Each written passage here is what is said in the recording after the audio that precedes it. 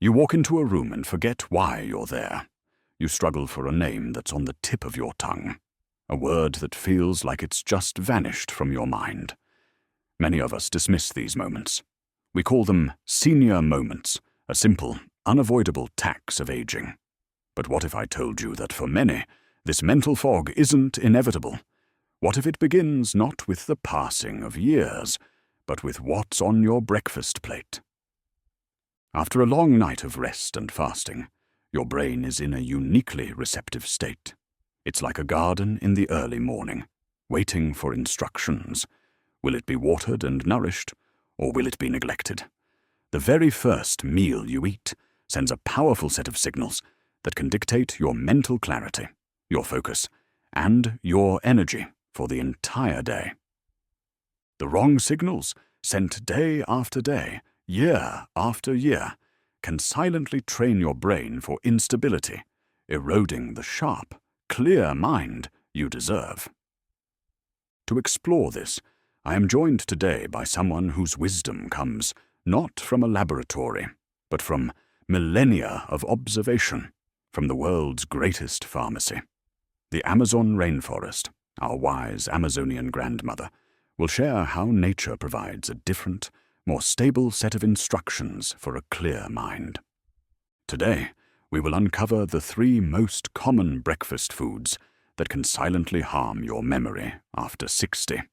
And we will show you powerful, simple alternatives rooted in both modern science and ancestral wisdom. And please, stay with us until the very end. I will reveal a surprising secret, a simple change in how you eat, not just what you eat, that can dramatically protect your brain from the damage of sugar. It's a technique very few people know, but it is backed by remarkable science. Let's begin with the most common breakfast item in many parts of the world. A simple slice of white bread, perhaps toasted with a bit of jam. It seems harmless, comforting even. But to your body, especially after the age of 60, it can be a source of profound stress. White bread is made from flour that has been refined, meaning it has been stripped of its fiber, its bran, and many of its nutrients. What's left is a soft, easily digested starch. When you eat it, your body converts that starch into glucose, or sugar, almost instantly. This causes a rapid, dramatic spike in your blood sugar. Now, in a younger person, the body's response system is quick and robust. The pancreas releases insulin to manage this sugar rush. But as we age, that system becomes a little slower, a little less efficient. The insulin response isn't as sharp. The result is what I call biochemical stress. Your body is flooded with sugar. And then, as the insulin finally does its job, your blood sugar plummets just as quickly as it rose. This crash is what causes that familiar mid-morning slump. But it's important to understand this isn't just a feeling of being tired. It is a moment of genuine cognitive impairment. It's a loss of focus. It's reading the same line in the newspaper 3 times without it sinking in. This is your brain, suddenly starved of the stable energy it needs to function, slowing down. This isn't just a theory.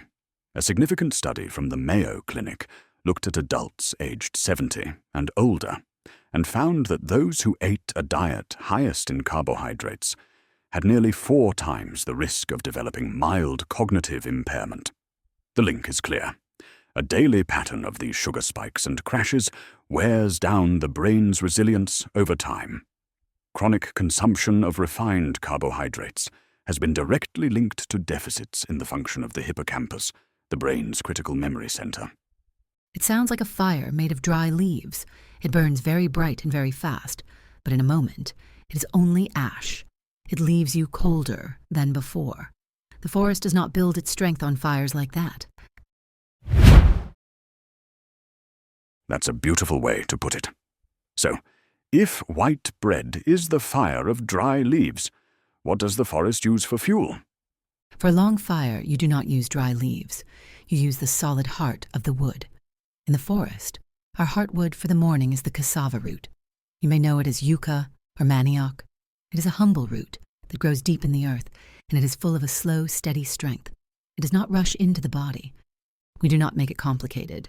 For our morning meal, we simply peel it, boil it in water until it is soft like a potato, and eat it with a little salt.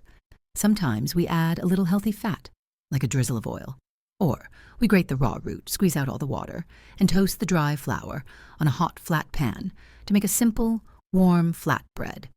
There's no sugar, no rush.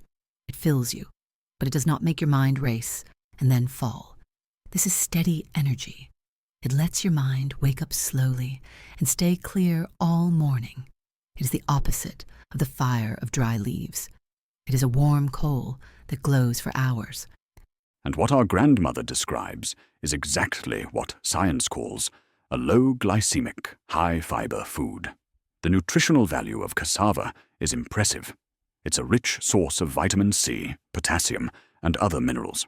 But most importantly, its fiber acts as a brake, slowing down the absorption of its natural starches. This is precisely what prevents that damaging sugar spike and provides the steady stream of energy the brain thrives on. Now, let's turn to the second common breakfast item, one that is often wrapped in a halo of health: fruit juice. For decades, we've been told that a glass of orange juice is the perfect vitamin-rich way to start the day. The problem lies in the processing. When you eat a whole orange, you are eating its sugar, yes, but you are also eating its fiber. That fiber acts like a net, slowing down how quickly your body can absorb the sugar. It ensures a gentle release of energy. But when you squeeze 3 or 4 oranges to make a single glass of juice, you are throwing away the net.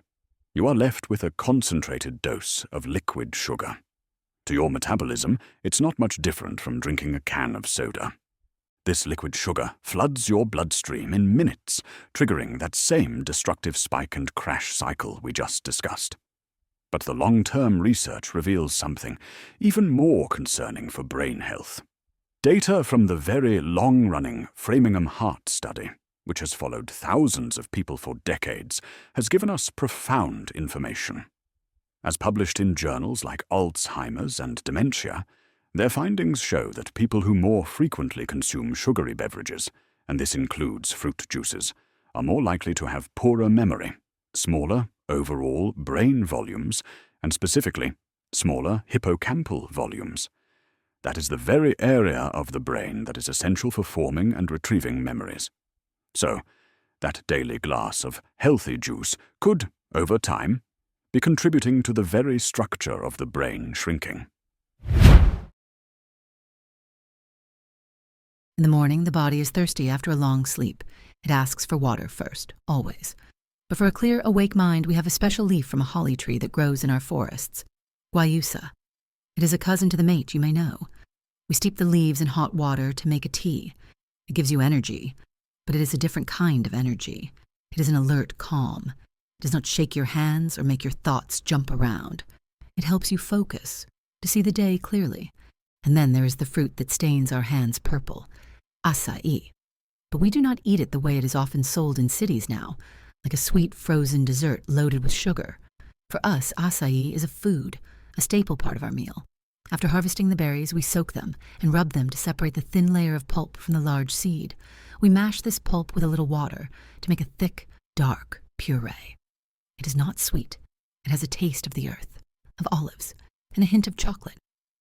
We eat this thick puree with our savory meals, with fish, or with our cassava. We know this fruit protects the body. It makes us strong. It is full of the deep color of the forest, and we believe that color is a kind of armor for our bodies. And that armor she speaks of is what science calls antioxidants. Acai berries are extraordinarily rich in a type of antioxidant called anthocyanins, which are responsible for their deep purple color. A comprehensive review of studies published in the scientific journal Antioxidants in 2023 confirms that acai possesses powerful anti-inflammatory and neuroprotective properties. These compounds help protect our brain cells from the kind of damage and stress that contributes to age-related decline. By eating acai in its traditional, unsweetened form, as our grandmother describes, you receive all of the brain protective benefits without any of the harm from added sugar. It's a perfect example of how the original form of a food is often its most powerful. This brings us to our third and final breakfast category, and it may be the most deceptive of all: processed breakfast cereals. I'm not just talking about the sugary cereals for children, but also the ones marketed to adults as healthy, whole grain, or fortified with vitamins. These products fall into a category that researchers now call ultra-processed foods. This means the original food, the grain, has been so fundamentally altered that it's barely recognizable. It is pulverized into flour, stripped of its natural fiber, heated, extruded into shapes, and then infused with various forms of sugar, processed oils, and synthetic vitamins to make it seem nutritious again. The box may say, healthy, but your body experiences it as a highly engineered food designed for rapid sugar delivery. This is a very serious concern for long-term brain health.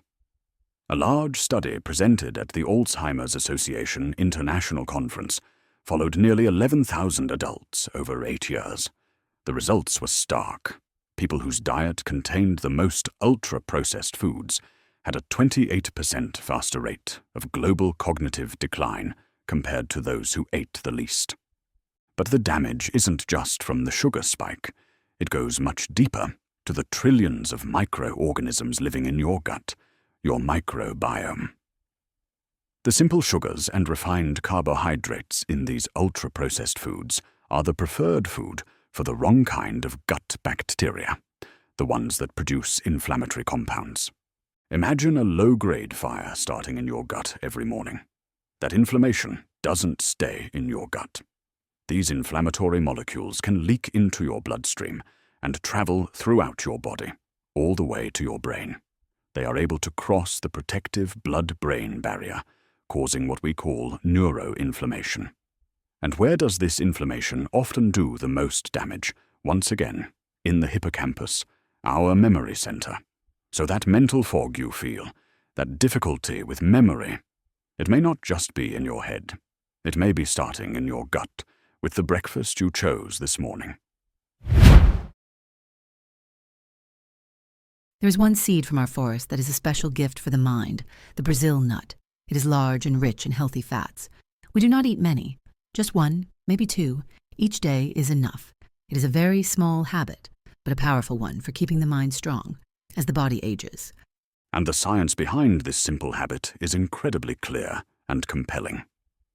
Brazil nuts are the single richest food source of the mineral selenium on the planet. Research has shown that low levels of selenium in the body are linked to a higher risk of cognitive decline and neurodegenerative diseases like Alzheimer's. In fact, a randomized controlled pilot trial published in the European Journal of Nutrition gave older adults with mild cognitive impairment just one Brazil nut per day. After 6 months, not only did their selenium levels improve, but so did their scores on tests of verbal fluency and other cognitive functions. It's a remarkable demonstration of how a small, consistent nutritional choice can have a measurable impact on brain health. So, let's bring all this wisdom together into some simple, practical examples. We can think of it as a series of simple swaps. Instead of the slice of white toast with jam, You could have a small bowl of soft-boiled cassava, perhaps with a single Brazil nut. instead of the glass of orange juice, You could start your day with a simple glass of water or a warm, calming cup of guayusa tea. and instead of the bowl of processed cereal with skim milk, You could have a small bowl of unsweetened acai pulp, topped with a few nuts and seeds for healthy fat and fiber. each of these swaps moves you away from that fast, unstable energy and towards the slow, steady, and protective nourishment your brain needs. Now, for the secret I promised at the beginning. We have spent our time talking about what to eat for a healthier brain. But groundbreaking research is now showing that the order in which you eat your food can be just as important, if not more so, for controlling your blood sugar. The secret is this: eat your protein, fats, and fiber before you eat your carbohydrates. Let me explain the simple science behind this. When you start your meal with protein and fiber first, for example, you eat your eggs and avocado before you eat your piece of toast, your gut responds by releasing a wonderful hormone called GLP-1. Researchers, including a team at Weill Cornell Medical College, have found that this hormone does two magical things. First, it signals your pancreas to prepare for the incoming sugar, leading to a more efficient insulin response. Second, it slows down how quickly your stomach empties its contents into the small intestine. The result is that when you finally do eat that carbohydrate, the toast, the potato, the rice, its sugar is absorbed into your bloodstream, much more slowly and gently. You completely blunt that damaging inflammatory sugar spike. A key study published in the journal Diabetes Care showed that this simple change in food order can lower the post-meal glucose spike by nearly 40%. This is one of the most powerful, no-cost things you can do to protect your metabolism and your brain, and it doesn't require you to give up a single food you enjoy. You simply change the sequence. This is the wisdom of the body. It is not a secret, just something that has been forgotten in the rush of modern life. You eat the heart of the meal first, the fish, the beans, the greens. They prepare the body. The starchy root comes after. It is a natural rhythm. So the message today is clear. Your mind is listening. Every morning, your breakfast sends a signal. Is it a signal of stress and instability, or one of steady, nourishing calm? You have the choice to build your morning fire with dry leaves that burn out quickly, or with the solid heartwood that provides a steady glow for the entire day. You don't have to change everything at once. Start with one small thing this week. Swap your juice for water. Try eating your protein first at your next meal. Add one Brazil nut to your day. Your body knows how to heal. Listen to it. Give it what it asks for. Your brain has a remarkable ability to adapt and recover. Give it the right instructions, and it will serve you with clarity and strength for a long, long time.